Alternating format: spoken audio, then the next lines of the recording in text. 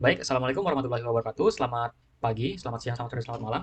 Kami dari kelompok 6 akan mempresentasikan hasil TS kami yaitu platform donasi dari kita, dari sistem requirement software.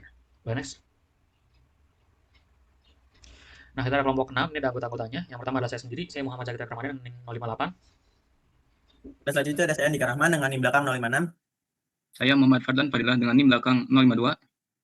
Saya Syamil Hafiz dengan NIM belakang 042. Saya Muhammad Rizky dengan NIM belakang 049. Nah, ini latar belakang kita. Yang pertama kita ada masalahnya. Masalahnya intinya adalah kita mengalami kurang transparansi pada donasi. Berikutnya adalah informasi donasi yang tersebar dan kurang terstruktur karena nggak ada platform yang menyatukannya. Berikutnya adalah kurangnya kepercayaan karena tidak ada status akuntabilitasnya. Nah, solusinya dari kami adalah membentuk platform dari kita, yaitu yang memiliki fitur yang pertama adalah real time monitoring, wadah terpusat untuk semua informasi. Yang berikutnya adalah dokumentasi yang verified. Yang keempat adalah multi-platform dan pemanfaatan row-based access control yang sangat ketat. Boleh next? Nah, ini adalah platform dari kita. Apa itu dari kita? Intinya dari kita adalah satu platform donasi yang mengintegrasikan semua donasi yang ada di organisasi mahasiswa UPN Veteran Jakarta. Di mana di sini ada role-nya dan semua role memiliki tanggung jawab masing-masing. Nah, kurang lebih seperti itu. Boleh next?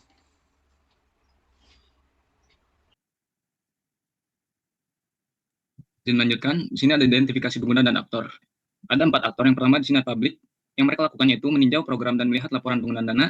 Yang kedua ada donor, yaitu mencari program, memberi donasi dan memantau laporan penggunaan dana. Yang ketiga ada administrator, untuk membuat dan mengajukan program donasi ke auditor, mengelola program donasi dan melaporkan penyaluran. Yang keempat yaitu auditor, memeriksa kecocokan bukti nota atau kwitansi dengan dana keluar, menyetujui pembentukan akun administrator dan menyetujui pembuatan program. Boleh lanjut? Oke, selanjutnya ada ruang lingkup. Nah, yang pertama itu ada batasan dan fitur utama sistem atau scope in. Nah, di sini yang pertama ada platform web yang responsif, dan yang kedua itu ada autentikasi internal Veteran Jakarta. Yang ketiga itu ada dashboard transparansi. Selanjutnya itu ada manajemen multi aktor, dan terakhir itu reporting system. Dan selanjutnya itu ada batasan operasional atau scope out-nya. Dan yang pertama itu ada logistik barang fisik, jadi kami tidak mengurus barang secara fisik. Dan yang kedua itu ada payment gateway dari pihak ketiga, dan yang terakhir itu validasi fisik dokumen. Boleh dilanjut? Baik, untuk kebutuhan fungsional dari platform dari kita ada 7. Yang pertama ada manajemen autentikasi dan login. Lalu kedua ada informasi dan etalase program donasi. Ketiga ada transaksi donasi dengan Mitrans. Keempat, truth program donasi oleh administrator. Yang kelima ada laporan penyaluran oleh administrator. Yang keenam ada verifikasi dan audit program, laporan dan pengajuan akun. Dan yang terakhir ada mengunduh laporan pada tiap role. Selanjutnya. Oke, untuk kebutuhan non-fungsional, kami fokus pada 4 aspek pertama, yaitu yang pertama ketersediaan, yaitu uptime 99,9% dengan pemeliharaan di jam-jam malam. Lalu yang kedua reliabilitas, yaitu fitur auto recovery untuk pemulihan otomatis jika sistem gagal. Yang ketiga ada kemudahan, di sini desain responsif dengan navigasi donasi cepat maksimal 3 klik. Itu yang keempat, di sini ada kompatibilitas, yaitu optimal di Chrome, Firefox, dan Safari. Lalu next.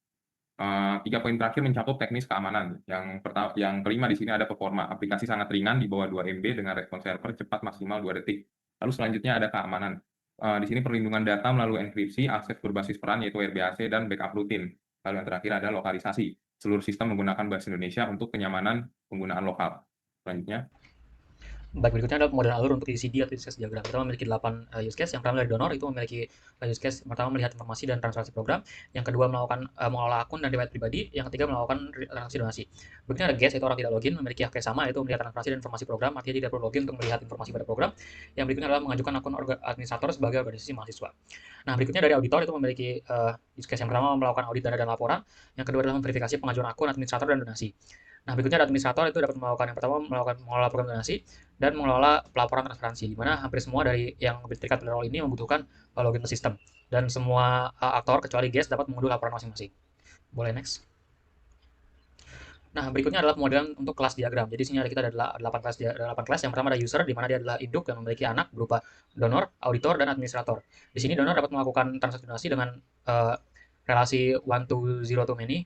Yang berikutnya adalah auditor dapat memverifikasi untuk pengajuan account sama one to zero to many, dapat melakukan verifikasi laporan transparansi one to zero to many, lalu dapat memverifikasi program donasi one to zero dan to many. Nah, berikutnya ada administrator dapat membuat program donasi one to zero to many juga relasinya.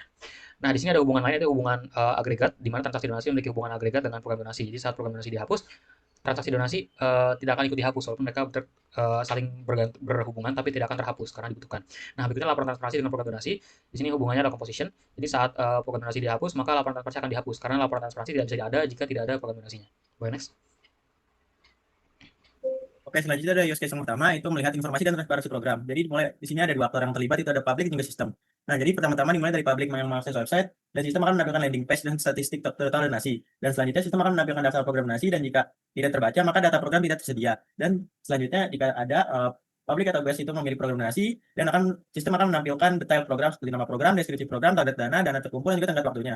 Dan jika tidak terbaca, tidak ada, maka program tidak akan muncul program tidak ditemukan. Dan jika ada, maka selanjutnya sistem akan menampilkan transparansi program seperti bukti penggunaan dana, riwayat distribusi, dan juga informasi penerimaan manfaat. Dan selanjutnya itu public atau guest dapat memantau bukti penggunaan dana dan distribusi dari penerima. Dan selanjutnya akan dijelaskan oleh teman saya. Oke, dari sisi sequence diagramnya, ketika publik mengakses landing page, maka sistem akan menampilkan statistik donasi dan juga program donasi yang ada, yang mana data tersebut dikirimkan oleh database. Kemudian ada Cloudinary di sini berperan untuk memberikan file bukti transparansi jika program tersebut terdapat bukti transparansinya. Jika tidak, maka sistem akan menampilkan program yang tidak mempunyai data tersebut. Boleh lanjut? Oke, selanjutnya itu ada use case yang kedua, itu mengajukan akun administrator. Di sini ada dua aktor, itu guest dan juga sistem, dimulai oleh guest yang mengakses website. Dan selanjutnya sistem akan menampilkan landing page dan juga statistik total donasi. Dan setelah itu guest dapat masuk ke halaman login dan memilih menu ajukan akun administrator, dan sistem akan menampilkan form pengajuan akun administrator. Dan selanjutnya guest dapat mengisi form pengajuan seperti data organisasi, kontak, dan juga dokumen pendukung. Dan selanjutnya sistem akan menyimpan data pengajuan dan dokumen ke dalam sistem. Dan setelah itu guys dapat menekan tombol kirim, dan jika tombol kirim ditekan maka sistem akan memvalidasi kelengkapan data dan dokumen. Jika data dan dokumen lengkap, maka sistem akan mengirim kelengkapan ke auditor untuk ditinjau, dan jika tidak lengkap maka akan menampilkan pesan data belum lengkap dan akan kembali menampilkan form pengajuan akun administrator di awal. Dan setelah kelengkapan ditinjau oleh auditor, maka akan menampilkan notifikasi pengajuan berhasil dikirim dan menunggu persetujuan dari auditor. Oke, selanjutnya akan dijelaskan oleh saya. Dari sisi sequence diagramnya, ketika publik mengakses form pengajuan admin, maka sistem akan menampilkan formnya. Kemudian si publik ini akan mengisi data yang dibutuhkan, sistem akan memvalidasi dan juga nanti akan dikirimkan data tersebut ke database dengan status pending. Kemudian database nanti akan memberikan mengonfirmasi bahwasanya data berhasil simpan. Nanti akan ada notifikasi juga ke si publiknya bahwa pengajuan telah diverifikasi, menunggu verifikasi. Jika datanya tidak lengkap ataupun tidak memenuhi, maka akan menampilkan error. Boleh lanjut? Baik, untuk use case ketiga ada activity diagramnya dengan aktornya ada dua, donor dan sistem. Pertama-tama donor akan mengisi opsi registrasi atau login. Jika belum punya akun akan masuk ke page registrasi lalu diarahkan ke login page. Setelah berhasil login maka akan divalidasi dulu emailnya. Jika valid dan tersedia akan menghash password buat akun dan simpan ke database. Lalu akan divalidasi juga kredensialnya. Jika valid akan generate token JWT-nya dan masuk ke dashboard. Selanjutnya di menu pendonor akan akan mengambil data profil atau data transaksi. Jika mengambil data profil jika diunduh akan diunduh oleh sistem, disiapkan PDF dan di trigger download. Jika tidak akan tetap di halaman. Lalu jika mengambil data transaksi maka sistem akan mengambil data transaksi dan menampilkannya ke selesai. Selanjutnya akan dilanjutkan oleh rekan saya. Oke, pada sequence diagram ini fokus utamanya adalah sinkronisasi data, yaitu yang pertama registrasi. Data dari donor langsung diteruskan sistem untuk disimpan di database. Yang kedua ada riwayat. Saat akses profile, sistem melakukan query ke database untuk menampilkan daftar transaksi. Lalu yang ketiga, laporan. Sistem mengagregasi data dari database dan mengubahnya menjadi file PDF siap unduh. Next. Oke, selanjutnya itu ada melakukan transaksi donasi. Di sini ada 3 aktor yang terlibat, itu ada donor, sistem, juga payment gateway. Dimulai oleh donor yang melakukan login, dan sistem akan validasi login tersebut. Valid atau tidak. Jika login gagal, maka akan kembali ke halaman login awal, dan jika valid, maka donor selanjutnya dapat memilih program donasi. Dan setelah memilih program donasi, donor dapat menginput nominal. Setelah itu memilih metode pembayaran dan akan memilih apakah akan dilakukan secara anonim atau tidak. Jika iya, maka akan ditandai sebagai anonim, dan jika tidak, maka akan konfirmasi donasi. Selanjutnya sistem akan mengkonfirmasi apakah nominal valid atau tidak. Jika tidak, maka akan menginput kembali nominal di awal. Dan jika valid, maka akan membuat transaksi pending. Setelah itu akan menampilkan instruksi pembayaran dan donor dapat melakukan pembayaran. Setelah itu payment gateway akan memproses pembayarannya dan akan mengirim webhook ke sistem. Sistem akan menerima webhook dan akan memvalidasi apakah pembayaran berhasil atau tidak. Jika tidak, maka akan update status gagal atau expired. Dan jika berhasil, maka akan update status berhasil dan dana akan ditambahkan ke dalam program dan akan menampilkan notifikasi sukses. Selanjutnya akan diiniin oleh teman saya. Baik, sequence diagram di sini terdapat integrasi dengan payment gateway. Yang pertama, pending. Saat donor input nominal, sistem mencatat transaksi gagal sebagai transaksi sebagai pending di database. Lalu ada kedua, payment link. Sistem meminta token bayar ke payment gateway untuk ditampilkan ke donor. Lalu yang ketiga, webhook setelah bayar. Payment gateway kirim notifikasi, lalu sistem otomatis update status di database menjadi sukses. Next. Oke, selanjutnya itu ada mengelola program donasi. Ada 3 aktor yang terlibat, itu ada administrator, sistem, dan juga auditor. Dimulai oleh administrator yang melakukan login. Jika login valid, maka akan masuk ke menu program. Dan selanjutnya admin dapat memilih aksi apakah pilih program dan juga atau tambahkan program. Jika admin pilih program, maka di situ akan ada aksi selanjutnya, itu hapus program atau edit program. Jika admin memilih hapus program, maka akan ada konfirmasi apakah program akan dihapus. Dan sistem akan menghapus program tersebut. Dan akan ada notifikasi berhasil. Selanjutnya, jika admin memilih edit program, maka program edit sistem akan mengubah program tersebut dan akan muncul notifikasi berhasil.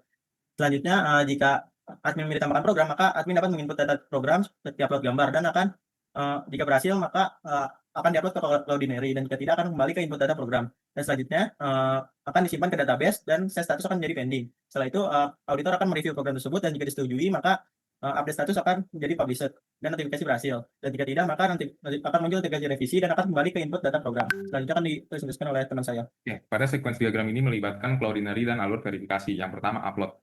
Admin input data, sistem simpan gambar ke Cloudinary dan data teks ke database dengan status pending. Lalu yang kedua, review. Auditor menerima notifikasi dan melakukan approve or reject via sistem. Lalu yang ketiga, publish. Jika disetujui, sistem mengubah status program di database menjadi publish agar bisa dilihat oleh publik. Next. Lalu selanjutnya ada use case ke-6, yaitu mengelola pelaporan transaksi. Di sini activity diagramnya ada 2 aktor, administrator dan sistem. Pertama, administrator akan login ke sistem jika valid, login valid, dan akan diarahkan ke login tab. Lalu administrator akan membuka tab laporan, dan sistem akan mengambil data ringkasan arus kas. Lalu administrator akan mengelola laporan. Jika admin mau menambah laporan, mengedit laporan, menghapus laporan, dan mengunduh rekap, maka sistem akan memvalidasi, simpan update saldo, mengupdate data laporan, menghapus atau mengupdate saldo lagi, atau mengenerate dan mendownload PDF dan dikirim ke administrator. Selesai. Nanti dan akan dilanjutkan oleh rekan saya. Oke, dari sisi sequence diagramnya, nanti si admin ini akan menginput data laporan dan mengupload bukti, dan kemudian divalidasi. Nah, setelah itu, upload bukti tadi dikirimkan ke Cloudinary, kemudian data penyaluran akan disimpan di database, saldo dan akan diupdate, kemudian nanti jika itu berhasil, database akan mengirimkan kembali kepada sistem dan mengenerate file, dan juga nanti dikirimkan URL download dan notifikasi berhasil ke si admin. Jika aktivitas tersebut gagal, maka akan menampilkan error. Boleh lanjut? Selanjutnya untuk use case ke-7, yaitu memverifikasi pengajuan. Ada 2 aktor dari activity diagramnya, yaitu auditor dan sistem. Pertama, auditor akan login ke sistem. Jika valid, dia login dan masuk ke menu verifikasi pengajuan, lalu akan memilih kategori dari akun atau program. Dan sistem akan menampilkan daftar antreannya. Lalu auditor akan memilih salah satu dari antrean, dan sistem akan memuat detail informasi. Jika akun akan menampilkan dokumennya, jika program akan menampilkan rincian proposal. Selanjutnya, dari auditor akan meninjau kelengkapan data dan kesesuaian data. Jika pengajuan layak, akan diubah statusnya menjadi verified, dan mengaktifkan hak akses administrator bila itu sebuah akun, dan atau mempublikasikan program ke halaman donatur jika itu adalah program. Lalu akan mencatat tindakan ke audit log dan menampilkan notifikasi pengajuan di audit di sistem. Selesai. Dan dilanjutkan oleh teman saya. Oke, dari sini sisi sequence diagramnya, auditor akan memilih pengajuan, yang mana di sini kita akan bahas verifikasi pengajuan akun terlebih dahulu. Nah, di sini nanti akan database mengirimkan data pengajuan, yang mana nanti si auditor ini akan mengklik ataupun reject. Jika di-approve atau disetujui, maka status akan approve. Kemudian jika ditolak, maka nanti akan mengirimkan notifikasi penolakan kepada si auditor, seperti itu. Kemudian untuk pengajuan program, untuk alurnya sama. Yang membedakan di sini, ini untuk memverifikasi pengajuan program, seperti itu. Boleh lanjut? Baik, lalu ada di use case 8, yaitu melakukan audit dana dan laporan. Di use case ini ada 2 pelaku, yaitu auditor dan sistem. Pertama, auditor akan login ke sistem. Jika valid, akan login ke dalam dashboard. Lalu akan membuka dashboard statistik audit dan keuangan. Lalu sistem akan menampilkan visualisasi arus kas, masuk dan keluar secara global. Lalu auditor akan memilih menu tinjau laporan transparansi. Lalu sistem akan menampilkan dasar laporan. Lalu auditor akan memeriksa laporan. Jika sesuai, maka akan diberikan label verified. Dan sistem akan menampilkan label verified di halaman transparansi publik. Lalu jika ingin diunduh laporan auditnya, maka sistem akan menyiapkan PDF-nya dan men-trigger download otomatis ke kliennya. Selesai. Oke, sequence diagram untuk slide ini yaitu fokus pada transparansi dan pencatatan. Yang pertama, visualisasi. Sistem menarik data statistik dari database untuk ditampilkan ke auditor. Lalu yang kedua, labeling. Auditor memberi label verified atau flag yang langsung mengupdate status laporan di database. Yang ketiga, logging. Untuk laporan final, sistem mengambil audit logs, mengenerate PDF, dan menyimpannya di Cloudinary sebagai bukti audit. Next. Nah, berikutnya adalah sampel dari antarmuka atau UI-nya. Ini kita buat beberapa sampel saja. Ini dari yang kiri ada sisi dari customer atau donor, yang kanan ada sisi dari administrator. Kurang lebih seperti itu. Boleh next. Oke, mungkin sekian saja dari kami. Kurang lebihnya mohon maaf. Wassalamualaikum warahmatullahi wabarakatuh. Selamat pagi, selamat siang, selamat sore, selamat malam.